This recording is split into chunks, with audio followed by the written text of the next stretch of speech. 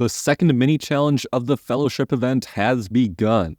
Or if you're early, it may not be 8 AM on your game server yet, so it will be starting soon. The rewards will include a Finish All Special Productions item, Platinum Upgrade for the Hero's Tavern, 2 Escutcheon Estates, and Arminius, so you won't want to miss it. There are some changes from the questline as it was on beta, so I wanted to go through and give you tips for an updated strategy that uses fewer gemstones. Assuming you listened to my recommendation from my event video and have not used any time skips other than what were needed to complete the first mini-challenge of this event, you should have a total of 5 time skip items heading into this one. Luckily for us, per a change on beta, the quests asking you to use a 4 or 8 hour time skip have been changed. Now you may alternatively use 4 or 8 2-hour time skips to complete those quests, or in our case, using 4 or 8 time skip items to do so.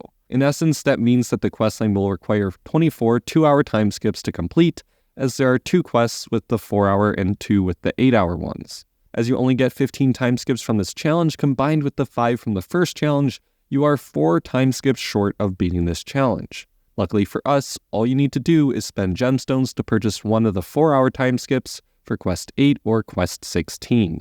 Since the questline gives you 1,000 gemstones as rewards, you will come out on top in terms of gemstones spent too. This questline will require you to finish productions in goods buildings, a total of 3 4-hour productions and 7 8-hour productions.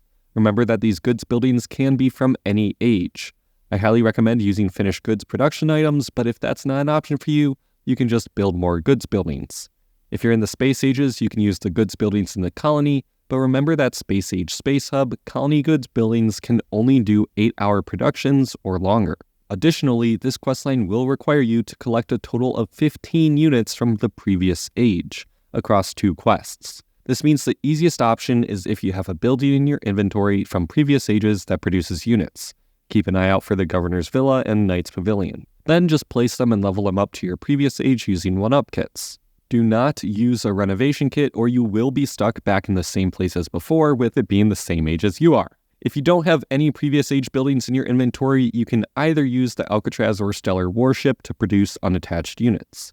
If you don't have either of those, you can always store some buildings and build the Alcatraz and then delete it once you've gained all the units you need. As a last-ditch effort, you could also just age up and then leave buildings producing units behind in the now previous age. The last thing I wanted to warn you about are the negotiations. Across 4 quests, you will have to complete a total of 36 negotiations without losing. Luckily, you have 2 avenues to do this.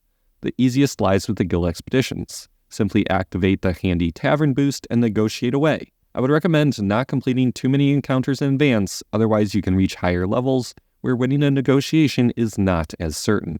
The other option is to just negotiate in the guild battlegrounds. However, here you do not have a tavern boost and may lose a negotiation here or there. Worst comes to worse, you can also just donate a monstrous quantity of goods to your guild treasury to complete these quests, but in most cases, the negotiations will be much cheaper. As always, the spreadsheet with the questline is linked in the description, over on my Discord server, and just about everywhere else. Good luck, and as always, I'll see you all next time.